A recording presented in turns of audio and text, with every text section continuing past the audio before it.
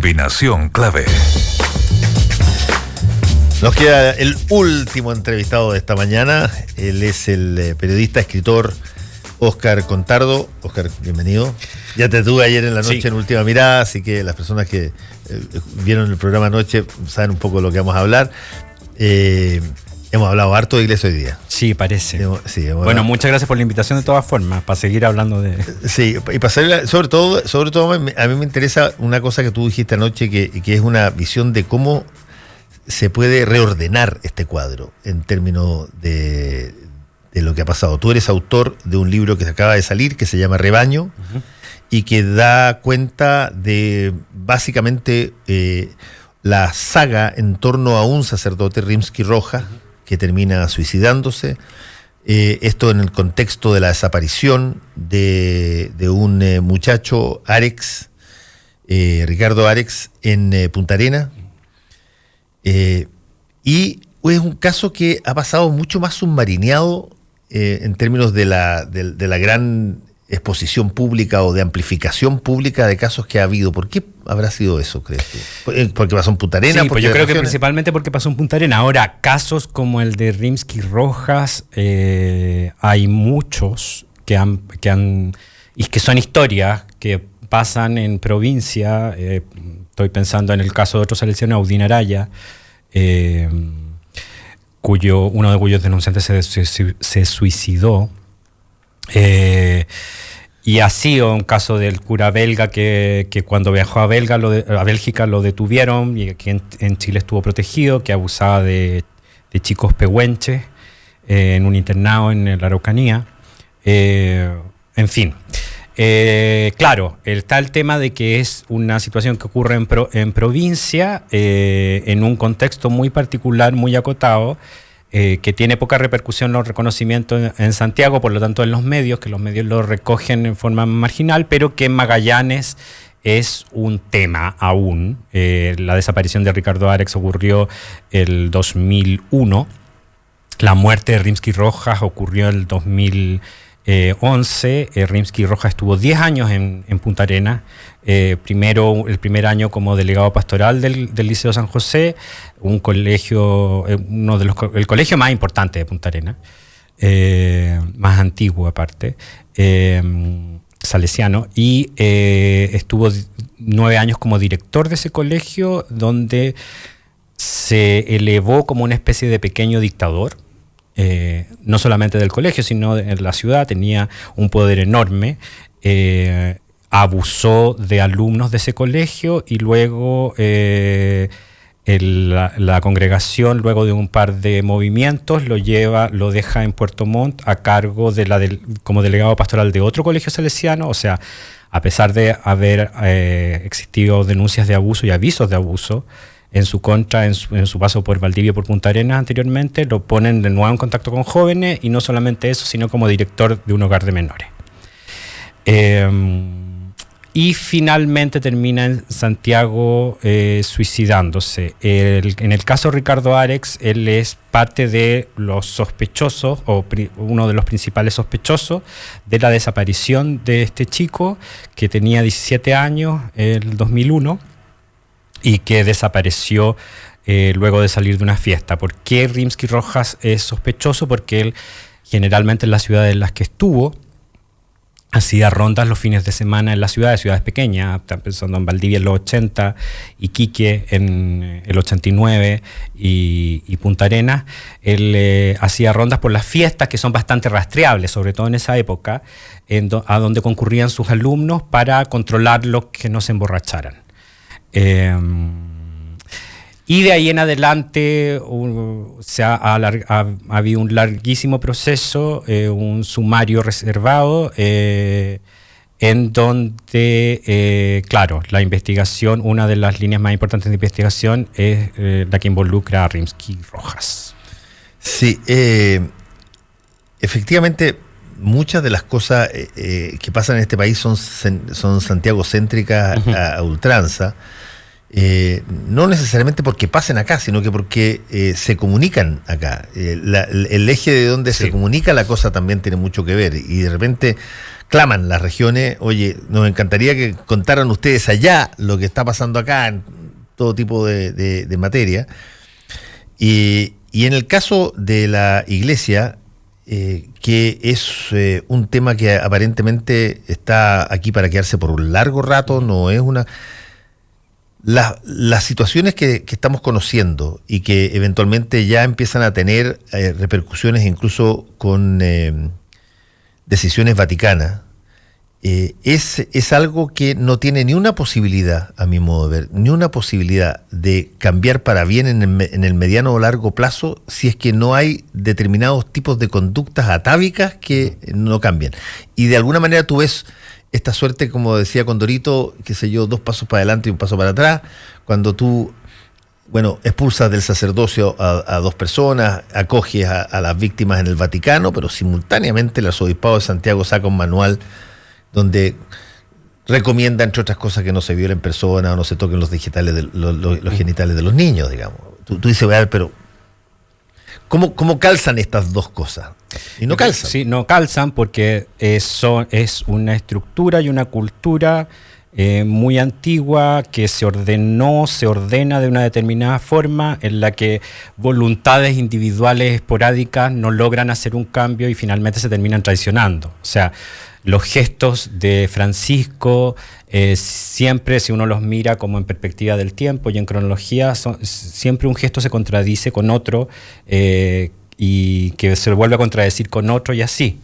El ofrecimiento de colaboración, por ejemplo, en el caso de las investigaciones de la Fiscalía en Chile, de la Iglesia, se contradicen con que el mismo Vaticano, él es jefe de Estado, sí. Él es jefe de Estado, con que el mismo Vaticano no entregue la información que la ONU le exigió en 2014 sobre abusos a menores globalmente.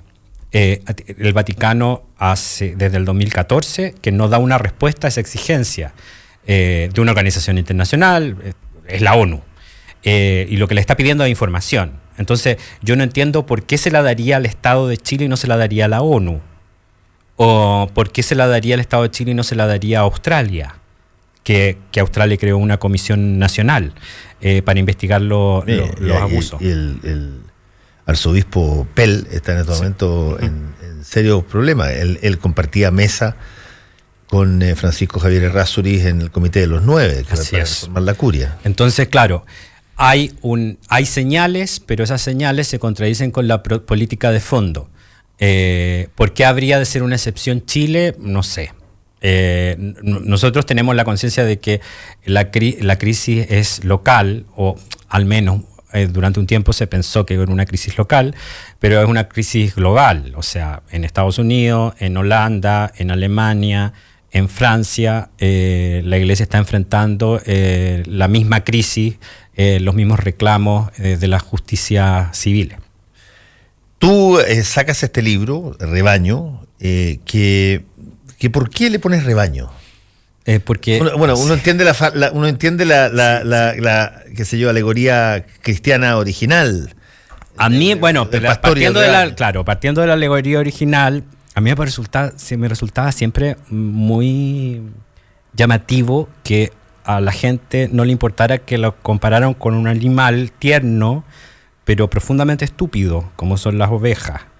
Son animales que solamente obedecen, que frente al estímulo de un ladrido del perro van ordenándose. Eso como una primera idea. Pero rebaño, en esa palabra está la idea de pertenencia a un grupo, que me parece como súper relevante a la hora de pertenecer a una iglesia, porque la religión satisface de cierta manera una necesidad de pertenencia muy importante, y más importante aún en el periodo de la infancia y la adolescencia. Todos queremos pertenecer a algo y ser reconocidos, porque la pertenencia a un grupo te da tranquilidad psicológica, ¿sí? Te da una identidad. Y yo creo que la relación con los jóvenes que tiene la Iglesia Católica apela a eso. Bien o mal, pero apela a esa necesidad de pertenencia. Y la idea del rebaño está ahí. Ahora elegí esa pintura maravillosa de Zurbarán, Sí. porque me gusta mucho y porque interpreta muy bien la idea del abuso de una forma de una forma elegante, por decirlo de alguna manera. Sí, yo que el libro casi lo tengo terminado ya, vi la imagen y vi el título y claro, rebaño es una de esas cosas que nosotros que hicimos, por ejemplo, yo fui educado en colegio católico, es tanto lo que te normalizan los conceptos que tú no ves mucho más detrás de ellos, porque la idea de rebaño era la idea de aquel que puede liderar a la gente desde la oscuridad hacia la luz. Sí. Que básicamente, ¿por qué el rebaño de ovejas confía en que la oveja que está al lado está haciendo lo correcto cuando sigue caminando para adelante? Y no discute, oye, ¿no será que este gallo nos está llevando a otra parte? No, tú sigues al siguiente y el siguiente sigue al subsiguiente y se miran todas y dicen, mira, si que todas estamos caminando para acá detrás de esta persona o este personaje, debe ser correcto, debe ser porque hay alguien que lidera, alguien que guía, alguien que nos saca de donde estábamos. Y por lo tanto, cristianamente, si tú quieres, en términos bíblicos, la idea del rebaño es una idea de, qué sé yo, muchos iguales que están en una situación similar, que por sí mismos no pueden salir de los problemas que tienen y necesitan un tercero que los saque. Es casi como el flautista de Hamelin, digamos. Yo creo que es el flautista de Hamelin. Yo creo que el flautista de Hamelin es poner esa misma figura en otro contexto, sin la carga religiosa, y hacer ver cuál es el reverso de esa misma imagen. Claro, en el libro, claro, también está la idea de rebaño en ese sentido, porque es un libro sobre los vínculos de poder que se establecen y las asimetrías de esos vínculos de poder. Hasta el momento, esa relación, esos vínculos, el foco en esos vínculos había sido, pienso yo, pasado por alto. Para lo que la insistencia mayor era en las características que tenía el líder que abusaba, y en las conductas de ese líder, sin reparar en que existía un ambiente en el que ese líder podía existir y el que su poder podía ejercerse. Ese líder, fuera de ese ambiente y fuera de esa figura y de esa investidura que es la de sacerdote, difícilmente tendría ese mismo poder. Difícilmente contaría con la misma atención que le presta la gente automáticamente a alguien que tiene la investidura de sacerdote. ¿Y qué significa ser sacerdote? Básicamente, así, en términos muy esquemáticos, alguien religioso que a una edad decide dedicarse a eso. Esa edad por lo general es temprana. Por lo general es la edad a la que la gente, no sé, está pensando en estudiar en la universidad, pero en lugar de seguir una vida universitaria, sigue una vida que le promete un horizonte de líder automático. ¿Pero qué significa entrar a esa vida? Suspender decisiones. Porque cuando se entra al seminario, todas esas decisiones cotidianas quedan en el poder de los superiores, de la religión. O sea, tu día está ordenado desde arriba. Lo que va a pasar durante 10 años en tu vida está ordenado desde arriba. Tus decisiones cotidianas también desaparecen, y a cambio de eso, lo que se te pide es obediencia. Ahora, en ese lapso, se supone que es el lapso de entrenamiento para algo tan importante y relevante como suspender también tu vida sexual, tus deseos. O sea, el celibato. Por lo tanto, es una entrega total en un periodo de la vida, justamente donde la sexualidad aparece más despierta, digamos. Es esa figura y ese esquema a mí me interesaba relevarlo a través de la historia de alguien, y que en este caso es la historia de Rimsky-Roja y de muchos otros dentro del seminario. ¿Por qué eso no se ha cuestionado? Porque en los seminarios no se hablaba de sexo, cuando se suponía que por defecto el sexo estaba en todo. Porque por defecto la principal característica que nosotros tenemos en la cabeza de un sacerdote es que es alguien que no tiene sexo. Esas ideas que a mí me parecían evidentes no las había, me hubiera gustado haberlas leído, haber escuchado reflexiones sobre eso o haber escuchado la respuesta de sacerdotes en entrevistas sobre esos puntos. Respuestas que uno esperaría que fueran directas y concretas, no respuestas sobre, como suelen darse en los sacerdotes, con un lenguaje súper elusivo que aluden siempre a un universo que no es el universo de la vida cotidiana. Sí, parte de lo que tú estás diciendo tiene que ver con, creo yo, lo que podríamos denominar una suerte de, no sé si burbuja es la palabra, pero un submundo que tiene sus propias reglas. Esto lo hemos dicho varias veces.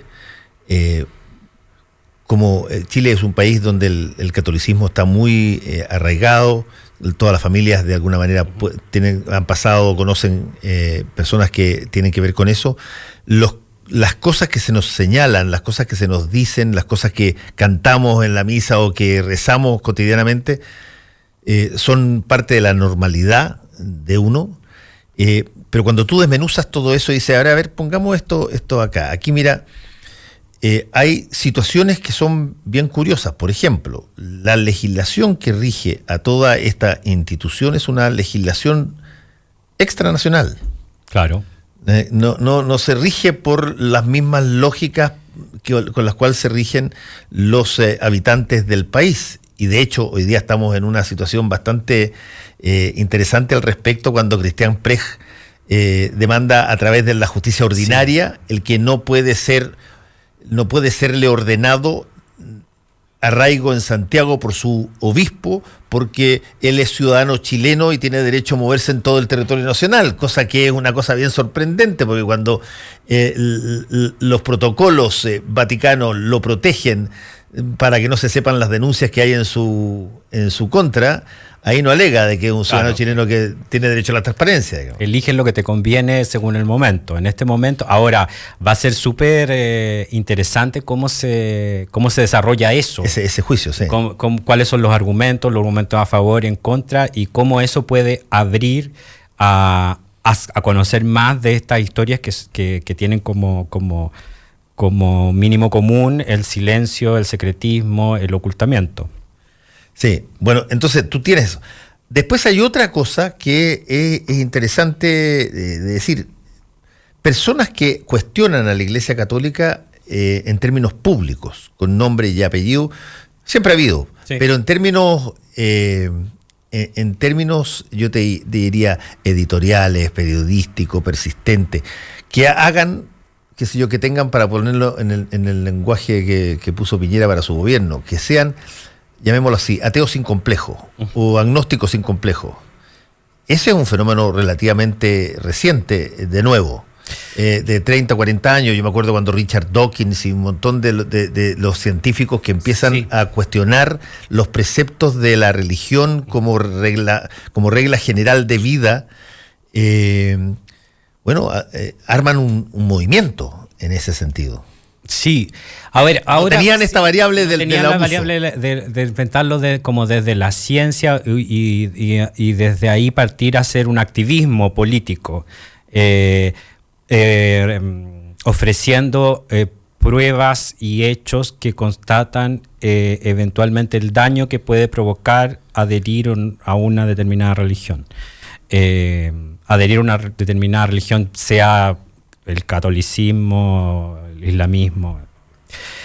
Ahora, el anticlericalismo de principios del siglo XX es un antecedente, pero es un antecedente que, claro, que no tenía el componente de reflexión, era un antecedente mucho más iracundo. Sí, mucho más iracundo. Y concentrado en la idea del cura como el enemigo. y del destierro del cura. Ahora, en ese anticlericalismo se dieron las primeras acusaciones de abuso públicas y de la figura del sacerdote como un abusador de niños. En Chile existió esa historia. Existieron panfletos satíricos que denunciaban el abuso en los seminarios y en los colegios, y existió un caso que fue como muy importante a principios del siglo XX, en 1904, que fue la primera denuncia, digamos, pública en diario y que generó una discusión política en torno al tema, que fueron los abusos que cometieron los hermanos, la congregación de los hermanos cristianos, en el Colegio San Jacinto en Santiago, que fueron denunciados en 1904, que finalmente resultó que tres hermanos fueron condenados en ausencia porque la Iglesia hizo lo que ha hecho siempre, que fue sacarlos del país. Eran 3 religiosos españoles. 1904. En 1904. Ese primer caso justamente se dio durante la discusión en la que la Iglesia pretendía asegurarse una subvención estatal. Era la época de la ley de instrucción pública. La Iglesia Católica estaba en contra de esa ley de instrucción pública. Se parece mucho, rima mucho con lo que pasó durante el periodo de la discusión de las movilizaciones estudiantiles y todo lo que significaba la gratuidad. Que los colegios subvencionados, que en su mayoría son fundaciones católicas, estaban en contra del término del sistema, y en ese momento estaban en contra del liceo y la escuela pública. Entonces, sí, hay un antecedente de ese anticlericalismo en otro tono, y que ahora se reaparece ya globalmente, pero a través de las denuncias de abuso sexual. El libro se llama Rebaño, de Óscar Contardo. Está muy bien escrito, te tengo que decir. Muchas gracias. Buena pluma, y la información con buena pluma es una combinación extraordinariamente deliciosa. Así que muchísimas gracias. Rebaño, de Óscar Contardo, y les cuento